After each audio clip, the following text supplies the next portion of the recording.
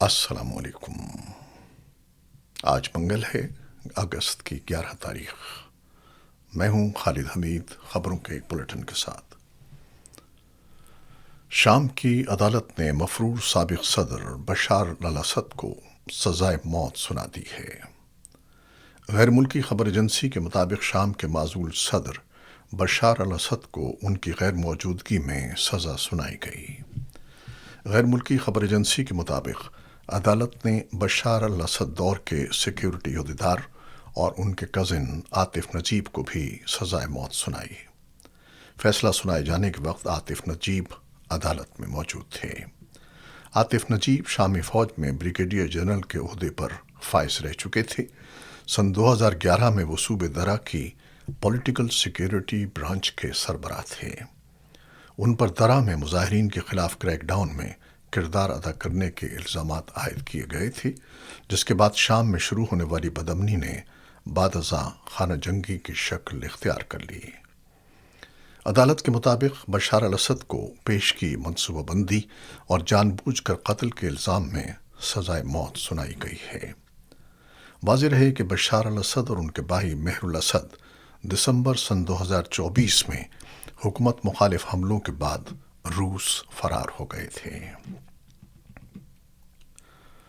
شام میں خفیہ مقام سے جوہری مواد ہٹانے پر امریکہ، اسرائیل اور شام میں اتفاق رائے۔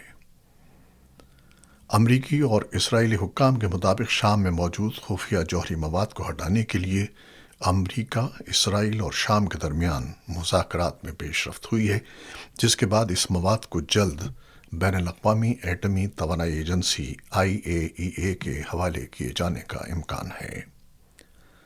امریکی میڈیا کی رپورٹ کے مطابق ٹرمپ انتظامیہ شام اور اسرائیل کے درمیان اس بات پر متفق ہے کہ IAEA شام کے ایک خفیہ مقام، جسے سائٹ 99 کہا جاتا ہے، میں موجود جوہری مواد کو اپنے قبضے میں لے گی۔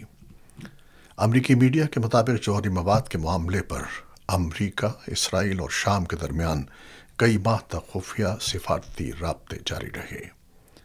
امریکی حکام کا کہنا ہے کہ اسرائیل نے جوہری مواد نہ ہٹائے جانے کی صورت میں سائٹ 99 کے خلاف دوبارہ کارروائی کی دھمکی دی تھی۔ امریکی حکام کے مطابق ٹرمپ انتظامیہ نے اسرائیل پر زور دیا کہ وہ سائٹ 99 کے خلاف کوئی کارروائی نہ کرے، جس کے بعد IAEA کو معاملے میں شامل کیا گیا۔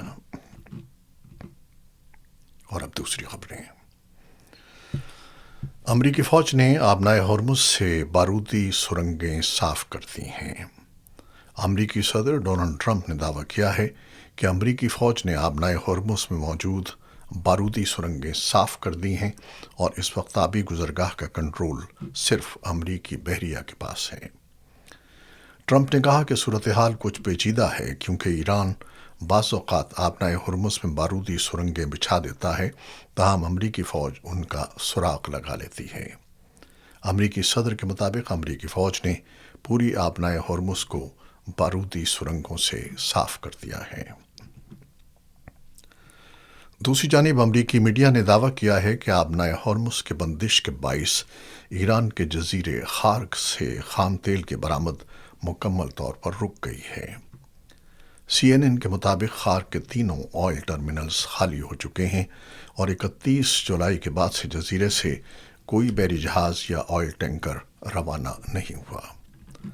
خارق ایران سے خام تیل کی برآمد کا سب سے بڑا مرکز ہے، جہاں سے زیادہ تر تیل چین کو سپلائی کیا جاتا ہے۔ رپورٹ کے مطابق گزشتہ 2 ہفتوں کے دوران خارق سے خام تیل کی کوئی برآمد نہیں ہوئی ہے۔ ایرانی پارلیمنٹ کے ڈپٹی اسپیکر علی نیگزاد نے کہا ہے کہ ایران کی جوابی کارروائیوں کے بعد امریکہ یہ سمجھ چکا ہے کہ آبنائے ہرمز کو فوجی طاقت کے ذریعے نہیں کھولا جا سکتا۔ علی نیگزاد کے مطابق ایران نے اپنے دوست ملک عمان پر بھی واضح کر دیا ہے کہ آبنائے ہرمز میں صرف اسی بحری راستے کو تسلیم کیا جائے گا جس پر ایران اور عمان کے درمیان اتفاق ہوگا، جبکہ اس کے علاوہ کسی دوسرے راستے کو ایران قبول نہیں کرے گا۔ ایران کے صدر مسعود پزشکیان نے کہا ہے کہ مذاکرات اور سفارتکاری نے امریکہ کو ایران کے ساتھ مفاہمت کی جانب آنے پر مجبور کیا ہے اور معاہدے تک پہنچنے کے لیے موجودہ صورتحال بہترین موقع ہے۔ تہران میں پریس کانفرنس کرتے ہوئے مسعود پزشکیان کا کہنا تھا کہ اسلام آباد مفاہمتی یادداشت کے تحت امریکہ پر لازم تھا کہ وہ ایران اور عمان کی جانب سے مشترکہ طور پر تیار کردہ گائیڈ لائنز پر عمل کرے، تاہم امریکہ نے ایسا نہیں کیا، جس کے باعث ایران کو رد عمل دینا پڑا۔ ایرانی صدر کے مطابق ایسی صورتحال سے نمٹنے کے لیے ایک خصوصی ٹیم کی ضرورت ہوتی ہے اور اس حوالے سے کام جاری ہے۔ انہوں نے امید ظاہر کی کہ ایران وقار اور فخر کے ساتھ آگے بڑھے گا۔ دوسری جانب ایرانی وزیر خارجہ عباس عراقچی نے کہا ہے کہ ایران نے خود کو ایک ناقابل شکست طاقت ثابت کر دیا ہے اور دنیا کو دکھا دیا ہے کہ وہ ایک مضبوط ملک ہے۔ پریس کانفرنس میں عباس عراقچی کا کہنا تھا کہ مختلف ممالک کے وزرائے خارجہ اور دیگر اعلیٰ حکام بھی ایران کی مزاحمت کا اعتراف کر چکے ہیں۔ ان کے مطابق بعض حکام نے کہا ہے کہ ایرانیوں نے معجزہ کر دکھایا اور پوری دنیا کو حیران کر دیا، کیونکہ کسی کو توقع نہیں تھی کہ ایران امریکہ کے سامنے اس قدر مضبوط مزاحمت کرے گا۔ عباس عراقچی نے کہا کہ امریکہ کو اسرائیل، مغربی ممالک اور بعض دیگر ملکوں کی بھی حمایت حاصل تھی، اس کے باوجود ایران نے اپنی طاقت اور مزاحمت کا مظاہرہ کیا۔ ادھر ایرانی وزارت خارجہ کے ترجمان اسماعیل بقائی نے لبنان میں اسرائیلی حملوں کی مذمت کرتے ہوئے کہا ہے کہ جنوبی لبنان میں حالیہ اسرائیلی کارروائیوں کے نتیجے میں قیمتی انسانی جانیں ضائع ہوئی ہیں، جبکہ متعدد عمارتوں اور مکانات کو بھی نقصان پہنچا ہے۔ اسماعیل بقائی نے جنوبی لبنان پر اسرائیلی حملوں کو ظالمانہ قرار دیتے ہوئے کہا کہ ان کی شدید مذمت کی جانی چاہیے۔ ان کا کہنا تھا کہ لبنان سے متعلق معاہدے پر بات چیت جاری ہونے کے باوجود جنوبی لبنان میں اسرائیلی حملے بدستور جاری ہیں۔ اور اب پاکستان سے کچھ خبریں۔ خیبر پختونخوا کے وزیر اعلیٰ سہیل آفریدی نے مطالبہ کیا ہے کہ انہیں بانی P T I Imran Khan سے ملاقات کی اجازت دی جائے۔ ان کا کہنا ہے کہ عمران خان سے ملاقات کے بعد کوئی پریس کانفرنس نہیں کی جائے گی اور اس کی ضمانت وہ عمران خان کی فیملی اور وکلاء کے دینے کے لیے بھی تیار ہیں۔ اسلام آباد میں پریس کانفرنس کرتے ہوئے وزیر اعلیٰ خیبر پختونخوا نے کہا کہ اگر سابق وزیر اعظم کے ساتھ ظلم ہو رہا ہے تو نوجوان اپنے مستقبل کے بارے میں کیا سوچے گا۔ ان کے بقول نوجوانوں کو اپنا مستقبل تاریک نظر آ رہا ہے اور وہ شدید غصے میں ہیں۔ سہیل آفریدی نے کہا کہ 27 ستمبر کو پاکستان کے نوجوان گھروں سے باہر نکلیں گے اور تمام صوبوں میں اس کال کی تیاری کی جائے گی۔ انہوں نے کہا کہ عمران خان کی صحت خراب ہے اور وہ چاہتے ہیں کہ ان کا مناسب علاج ہو۔ وزیر اعلیٰ نے خبردار کیا کہ اگر عمران خان سے ملاقات کی اجازت نہ دی گئی تو سپریم کورٹ کے سامنے دھرنا دیا جائے گا اور احتجاج کیا جائے گا۔ سہیل آفریدی کا کہنا تھا کہ وہ نہیں چاہتے کہ عمران خان کو کسی قسم کا نقصان پہنچے۔ دوسری جانب جیل میں حکام کے مطابق بانی P T I Imran Khan کو جیل میں 8 کتابیں فراہم کر دی گئی ہیں۔ ڈپٹی سپرنٹینڈنٹ جیل نے بتایا کہ اسلام آباد ہائی کورٹ کی جانب سے 8 کتابیں جیل حکام کو موصول ہوئی تھیں اور ہدایت کی گئی تھی کہ یہ کتابیں عمران خان کو فراہم کی جائیں۔ ان کے مطابق تمام 8 کتابیں عمران خان کے حوالے کر دی گئی ہیں۔ جیل حکام کا کہنا ہے کہ عمران خان نے ان میں سے 4 کتابیں یہ کہہ کر واپس کر دیں کہ وہ انہیں پہلے ہی پڑھ چکے ہیں۔ آزاد کشمیر قانون ساز اسمبلی کے انتخابات کے تیسرے مرحلے کے غیر حتمی نتائج سامنے آنے کا سلسلہ جاری ہے، جس میں سابق وزیر اعظم سردار عتیق کو شکست کا سامنا کرنا پڑا ہے۔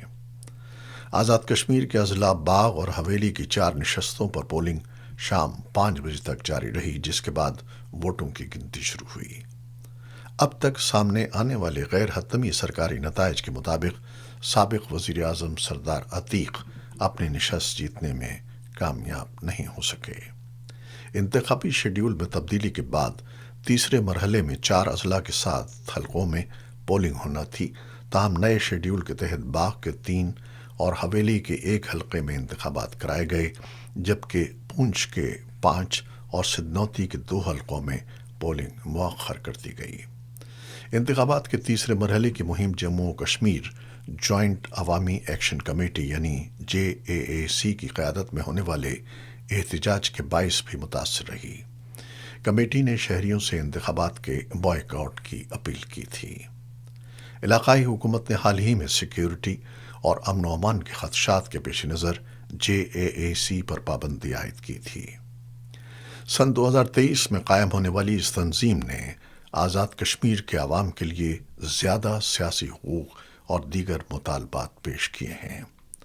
حکومت کا کہنا ہے کہ کمیٹی کے 38 میں سے 36 مطالبات تسلیم کیے جا چکے ہیں، جبکہ مخصوص نشستوں سے متعلق تنازع حل کرنا قومی اسمبلی کا اختیار ہے۔ ادھر بھارت کی مشرقی ریاست جھارکھنڈ میں طلباء نے ریاست قانون ساز اسمبلی کی جانب مارچ کیا۔ مظاہرین سرکاری بھرتی کے امتحانات میں مبینہ بے ضابطگیوں کے خلاف احتجاج کر رہے تھے۔ دارالحکومت رانچی میں ہونے والا یہ احتجاج گزشتہ ماہ کے آخر میں شروع ہونے والے مظاہروں کا تازہ سلسلہ ہے۔ طلباء نے ریاستی پبلک سروس بھرتی کے امتحانات میں مبینہ بے قاعدگیوں، جن میں سوالیہ پرچوں کے لیک ہونے کے الزامات بھی شامل ہیں، ان کے خلاف احتجاج کیا۔ مظاہرین امتحانی نظام میں اصلاحات، بعض امتحانات منسوخ کرنے اور معاملے کی وفاقی پولیس سے تحقیقات کا مطالبہ کر رہے ہیں۔ طلباء نمائندوں اور ریاستی حکومت کے درمیان متعدد مذاکرات کے باوجود معاملہ حل نہ ہونے پر اسمبلی کی سیکیورٹی سخت کر دی گئی ہے۔ سینکڑوں پولیس اہلکاروں نے خاردار تاروں سے مزین رکاوٹیں کھڑی کیں، جبکہ مظاہرین کی نگرانی کے لیے ڈرونز بھی استعمال کیے گئے۔ اسمبلی کمپلیکس سے تقریباً 3 کلومیٹر دور جگن ناتھ مندر کے قریب مظاہرین نے جب رکاوٹیں عبور کرنے کی کوشش کی تو سیکیورٹی فورسز نے انہیں منتشر کرنے کے لیے واٹر کینن کا استعمال کیا۔ مظاہرین کے مطابق کم از کم 6 طلباء غیر معینہ مدت کی بھوک ہڑتال پر ہیں۔ ان میں 33 سالہ طالب علم رہنما دیویندر ناتھ مہتو بھی شامل ہیں، جو 9 روزہ بھوک ہڑتال کے بعد پیر کو اسٹریچر پر احتجاجی مارچ میں شریک ہوئے۔ جنوبی امریکی ملک کولمبیا میں شدید زلزلے کے نتیجے میں 224 افراد ہلاک ہو گئے ہیں، جبکہ حکومت نے ملک میں قومی ہنگامی حالت نافذ کر دی ہے۔ خبر رساں ادارے کے مطابق کولمبیا کے مغربی علاقے میں 7.4 شدت کے زلزلے نے بڑے پیمانے پر تباہی مچا دی۔ زلزلے کے جھٹکے پڑوسی ملک ایکواڈور میں بھی محسوس کیے گئے، جس کے باعث شہری خوف کے مارے گھروں اور عمارتوں سے باہر نکل آئے۔ کولمبیا کے شہر کیلی کے میئر کے مطابق زلزلے کے نتیجے میں شہر میں درجنوں عمارتیں منہدم ہو گئی ہیں، جبکہ متعدد افراد کے ملبے تلے دبے ہونے کی اطلاعات ہیں۔ میئر کا کہنا ہے کہ متاثرہ علاقوں میں امدادی کارروائیوں کے لیے دارالحکومت بوگوٹا اور میڈیلین سے خصوصی ریسکیو ٹیمیں طلب کی گئی ہیں۔ Cricket. Pakistan cricket team 3 test میچوں کی سیریز کے لیے بابر اعظم کی قیادت میں ان دنوں انگلینڈ میں موجود ہے۔ 17 رکنی اسکواڈ میں سابق ٹیسٹ کپتان شان مسعود بھی شامل ہیں، جو انگلی میں فریکچر کے باعث پورٹ آف اسپین میں کھیلے گئے ٹیسٹ میچ میں حصہ نہیں لے سکے تھے۔ ٹیسٹ بیٹر سعود شکیل بھی ٹیم کا حصہ ہیں۔ دوسری جانب پاکستان کرکٹ بورڈ کے زیر اہتمام نیشنل چیمپئنز کپ کا ملتان میں آغاز ہو رہا ہے، جسے آئندہ سال ہونے والی ICC ورلڈ کپ کی تیاریوں کے حوالے سے اہم قرار دیا جا رہا ہے۔ ٹورنامنٹ میں 4 ٹیمیں گولڈ، گرینز، وائٹس اور بلوز ایک ٹرافی کے حصول کے لیے مد مقابل ہوں گی۔ یہ تھیں وہ خبریں جو YouTube چینل پر ہم نے آپ کے لیے پیش کی ہیں۔ آپ ہمارے چینل کو دیکھتے ہیں، شیئر کرتے ہیں، پسند کرتے ہیں اور اپنے کمنٹس میں اپنی محبتوں کا اظہار کرتے ہیں، جس کے لیے ہم آپ کے بہت ممنون ہیں۔ اپنی ان کوششوں کو، ان کاوشوں کو جاری رکھیے گا۔ خالد حمید کو اب اجازت دیجیے گا۔ اللہ حافظ۔